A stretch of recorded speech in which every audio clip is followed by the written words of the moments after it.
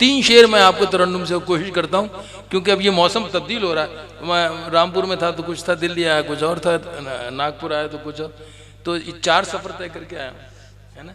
लेकिन साहब आया तो मुझे मिली कीर्ति सुधांशु और आप जैसी महफिल, आपकी जैसी, बहुत मुझे अच्छा लगा। बाखुदा मैं अब तक नहीं आया था तो मुझे वाकई अफसोस हो रहा है कि मैं अब तक क्यों नहीं आ पाया आप लोगों के दरमियान, लेकिन हाजिर हुआ हूँ। और आपकी इतनी मोहब्बतें और इतनी खूबसूरत समातें जो अब मैसर नहीं आती किसी मुशायरे में, फिर अर्ज़ कर रहा हूँ, मुझे यहाँ मिली और मैं बहुत खुश हुआ।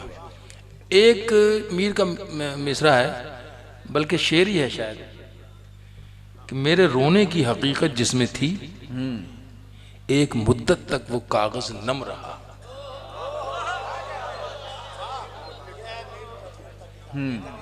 मेरे रोने की हकीकत जिसमें थी, एक मुद्दत तक वो कागज नम रहा। मैंने इस्तिफादा किया, मीर से बच के नहीं जा सकता। जब मैं एमए कर रहा था तो मेरा जो उसमें ख़ास शायर था, वो एक प्रचा होता है उसका, तो वो भी मीर ही था जी। तो मुझे मीर बहुत पसंद है। होगा किसी दीवार के साए के तले मीर, क्या काम मोहब्बत में उस आराम तलब का। अब देखिए कैसे कैसे उसने शेर कहे। उसको तो गालिब ने ततब्बो किया, गालिब ने उसको नकल किया। कैसे किया कि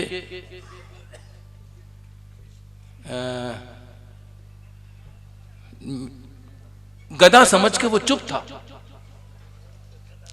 गधा गधा कहते हैं फकीर को। गधा समझ के वो चुप था।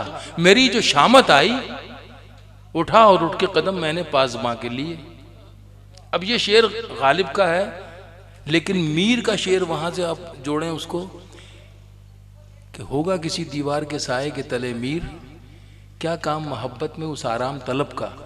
बात वही है कि दीवार के तले मीर भी पड़े हैं, किस लिए पड़े हैं कि यार के दीदार की कोई सूरत निकल आए, एक झलक मिल जाए। लेकिन वहां पर दीवार के साए में तले होने पे भी इतराज है कि वो साए में पड़े में तो आराम तलबी हो गई हो। वही मजमून, वही जज्बा, वही कैफियत गालिब की भी है कि वो जो दरबान था वो मुझे फकीर समझ के कुछ नहीं कहता था कि पढ़ा रहने दे, पढ़ा हुआ है तो। अब मैंने उसके पैर पकड़ लिए कि यार की सूरत से मुझे उस झलक दिखवा दे उसकी। अब जो उसको मालूम हो गया ये इस चक्कर में पड़ा है तो मेरी जो शामत आई तो उसने मुझे धुन दिया। ठीक है, ये फी जमाना इश्क का जो व्यवहार है, जो उसका बर्ताव है और उसका जो सफ़र है वो चल रहा है। मीर से गालिब से होता हुआ यहाँ तक आया तो शाहिर फराज तक भी आ गया। एक चीज़ है तहजीब इश्क, याद रखिए। तहजीब इश्क जो है उसका गज़ल में ज़ाहिर होना और उसका नुमू उसका बहुत ही ज़रूरी है। जहाँ इससे हटे तो वो तहजीब जो है वो ख़त्म हो जाएगी, इश्क ख़त्म हो जाएगा, हवस जिंदा हो जाएगी। क्या बात है।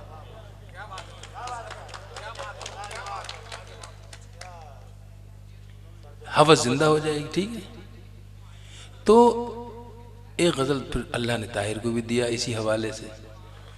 ठीक है, गधा समझ के वो चुप था, मेरी जो शामत आई, उठा और उठ के कदम मैंने पासबां के लिए। पासबां कहते हैं चौकीदार को, दरबान को। अब वही तहजीब इश्क चल रही है। अपना दामन भी न छूने दे मुझे, अपना दामन भी न छूने दे मुझे, उठना चाहूं तो इजाजत न मिले। गजल ही पढ़ दीजिए साहब, ये गुनगुना दीजिए गजल को, पढ़ दीजिए। मेरे एहसास को शिद्दत न मिले या मुझे हुक्म कनात न मिले। अब कनात के माना कीर्ति समझ में नहीं आएंगे तो ज़रा कम लुत्फ आएगा। कनात कहते हैं किसी भी चीज़ में राज़ी रहना, कम में भी, है ना, कम में भी राज़ी रहना, खुश रहना, ज़्यादा की ख्वाहिश नहीं करना, कम में भी खुश रहना, कनात करना, उस पर सब्र करना, है ना। मेरे एहसास को शिद्दत ना मिले या मुझे हुक्म कनात न मिले, जिसके मिलने से खुदा हो जाऊं क्या शेर आ रहा है भाई, जिसके मिलने से खुदा हो जाऊं। जिसके मिलने से खुदा हो जाऊं, ऐ खुदा मुझको वो दौलत न मिले। वाह वाह वाह वाह वाह वाह वाह। ऐ खुदा मुझको वो दौलत न मिले, दौलत न मिले। क्या कहना है। जिसके मिलने से खुदा हो जाऊं, बहुत खूब। ऐ खुदा मुझको वो दौलत न मिले। बहुत उम्दा। मैं तेरा शुक्र अदा करता रहूं, मैं तेरा शुक्र अदा करता रहूं, मैं तेरा शुक्र अदा करता रहूं। एक बात मैं जरूर करना चाहूंगा, तरन्नुम में पढ़ते हैं लोग, अच्छा भी लगता है, लेकिन तरन्नुम जो है ना, वो कभी कभी शेर के लहजे का हक अदा नहीं कर पाता। सही बात है। वो लहजा जो है वो तहत से बनता है। तो मैं सिर्फ इतनी गुजारिश कर रहा हूं कि जब ये दूसरा मिसरा मैं पढ़ूं, क्योंकि एक साहब ने एतराज़ करके मेराज फैज़ाबादी मरहूम से ये कहा था कि ताहिर फराज ने जो ये शेर पढ़ा है, ये तो रांदाए दरगाह हो जाएगा वो शख्स। यही शेर था मेरा जो मैं सुनाने जा रहा हूँ आपको, जो पढ़ रहा हूँ।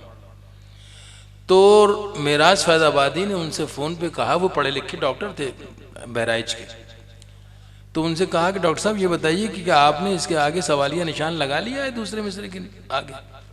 क्या बात है। अब यहां पर बात आ गई वही लहजे वाली कि तरन्नुम से अदा नहीं होता, तहत से होता है। अब मैं शेर पढ़ रहा हूं, सवालिया निशान आप लगा लीजिएगा। पड़ेगा। मैं तेरा शुक्र अदा करता रहूं, वाह। और मुझे हस्बे जरूरत ना मिले। वाह वाह वाह, क्या कहने। और मुझे हस्बे जरूरत ना मिले। क्या बात। मैं तेरा शुक्र अदा करता रहूं और मुझे हस्बे जरूरत ना मिले। क्या बात है। मतलब नामुमकिन, ये इसमें अंडरस्टूड है ये।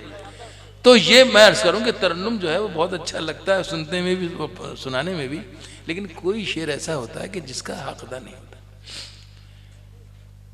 और मुझे हस्बे जरूरत ना मिले। दाखिल हो गई रात उन लम्हों में, उस पहर में जहां पर ये असखुद हो रहा है।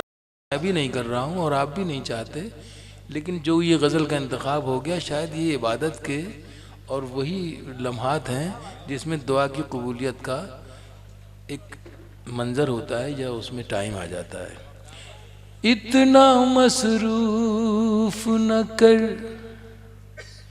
इतना मसरूफ न कर तू के मुझे, इतना मसरूफ न कर तू के मुझे, इतना मसरूफ न कर तू के मुझे तुझसे मिलने की भी फुर्सत ना मिले।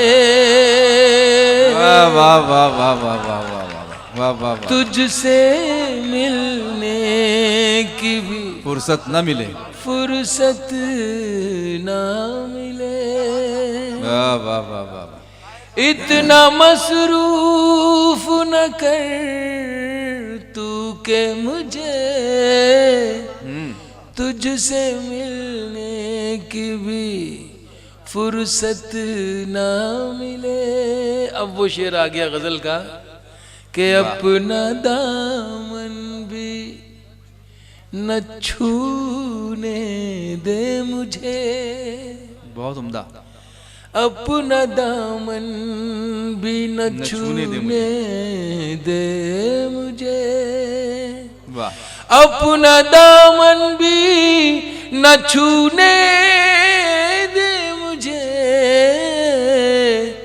उठना चाहूं तो इजाजत न मिले।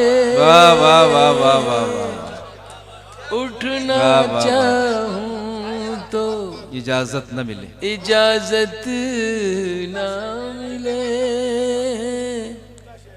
अब आप उठना ही चाहते हैं तो नहीं, यकीन मानिए पहली बार आप 1 मिनट मुझे दे दें, पहली बार चाहूं तो इजाजत न मिले। नहीं नहीं नहीं, मैंने पहली बार पुलिस को बजाय हथकड़ी पहनाने के हार पहनाते हुए देखा किसी शख्स को। तो ये मुशायरे का जादू है, ये शायरी का जादू है, ये फाइन आर्ट का जादू है जो आप खिंच के आ गए। मैं एक आपको गीत सुनाऊंगा, वो इसलिए सुनाना चाहता हूं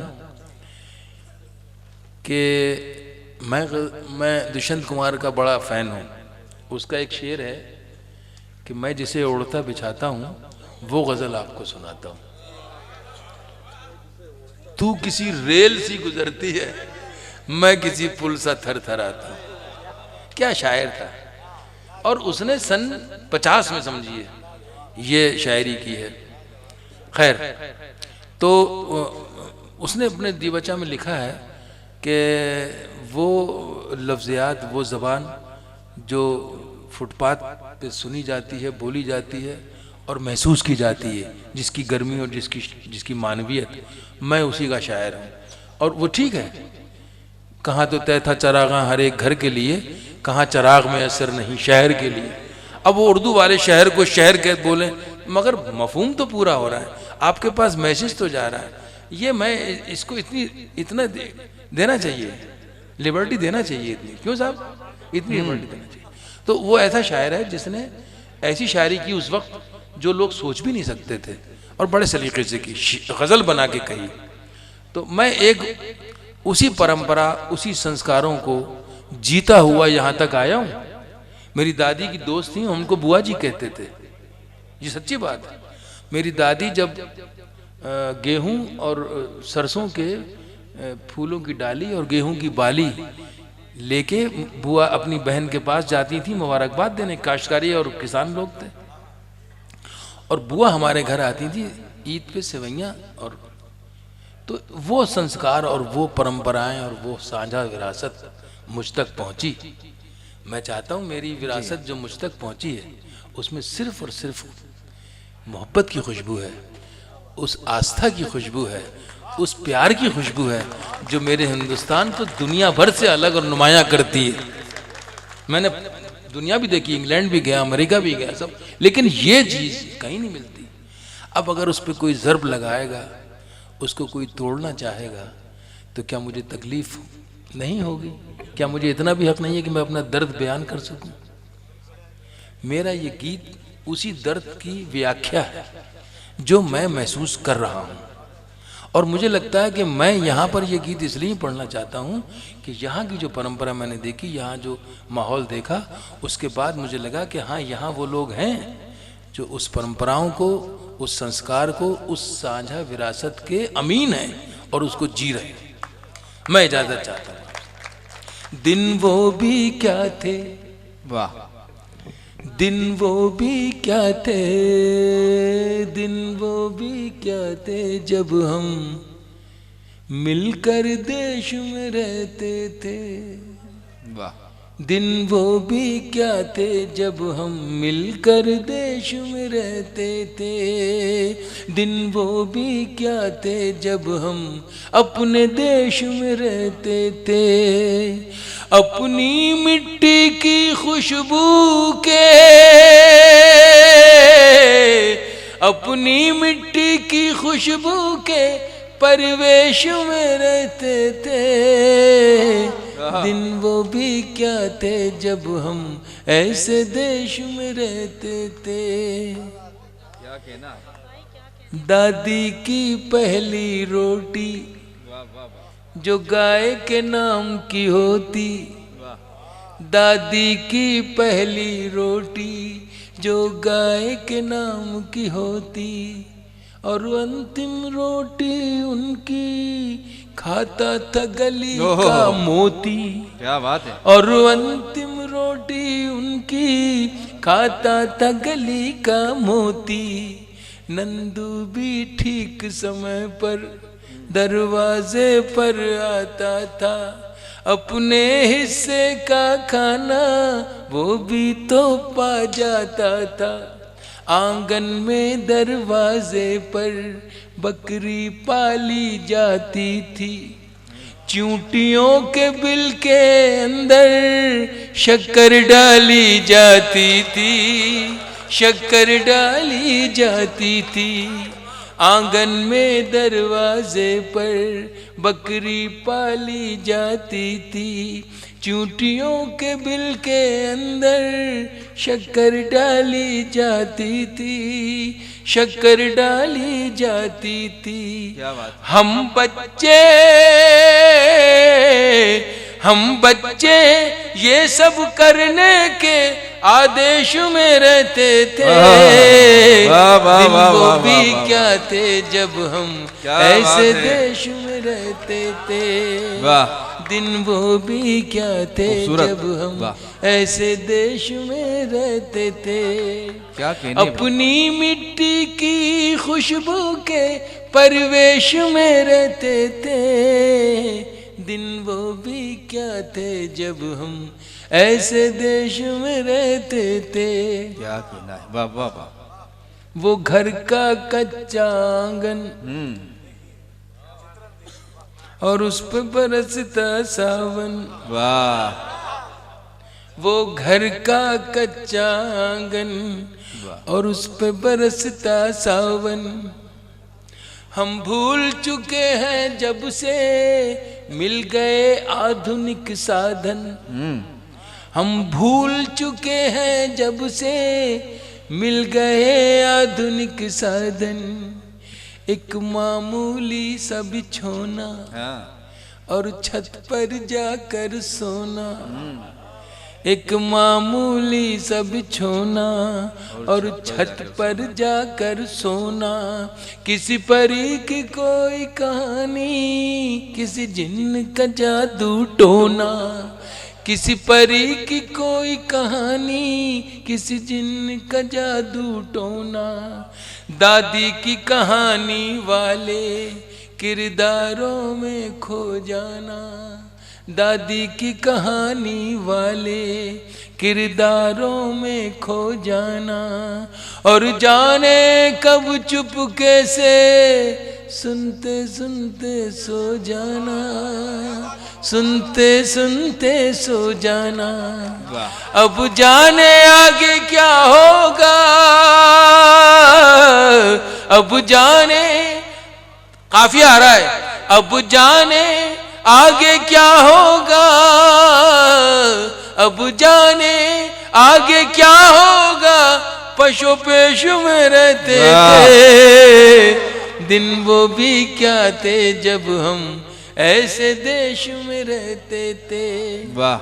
अपनी मिट्टी की खुशबू के परिवेश में रहते थे। दिन वो भी क्या थे जब हम ऐसे देश में रहते थे। वाह वाह वाह वाह। ब्यूटीफुल। एक कागा काऊ काऊ करके तो चला जाता था। मेहमान आएगा ये बात बता जाता था। एक कागा काऊ काऊ करके तो चला जाता था। मेहमान कोई आएगा ये बात बता जाता था। गांव के सभी दरवाजे रातों को खुले रहते थे। गांव के सभी दरवाजे रातों को खुले रहते थे। गांव के सभी दरवाजे रातों को खुले रहते थे। टूटी साइकिल थी लेकिन हम सब से जुड़े रहते थे। हम सब से जुड़े रहते थे। गांव के सभी दरवाजे रातों को खुले रहते थे। टूटी साइकिल थी लेकिन हम सब से जुड़े रहते थे, हम सब से जुड़े रहते थे। ये सच है हम लोगों के उन दिनों में घर कच्चे थे। ये सच है हम लोगों के उन दिनों में घर कच्चे थे। घर तो कच्चे थे लेकिन रिश्ते सारे पक्के थे, रिश्ते सारे पक्के थे। ये सच है हम लोगों के उन दिनों में घर कच्चे थे। घर तो कच्चे थे लेकिन रिश्ते सारे पक्के थे, रिश्ते सारे पक्के थे। संत और साधु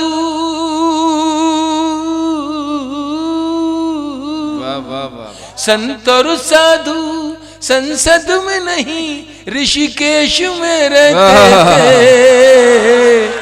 दिन वो भी क्या थे जब हम ऐसे देश में रहते थे। दिन वो भी क्या थे जब हम ऐसे देश में रहते थे।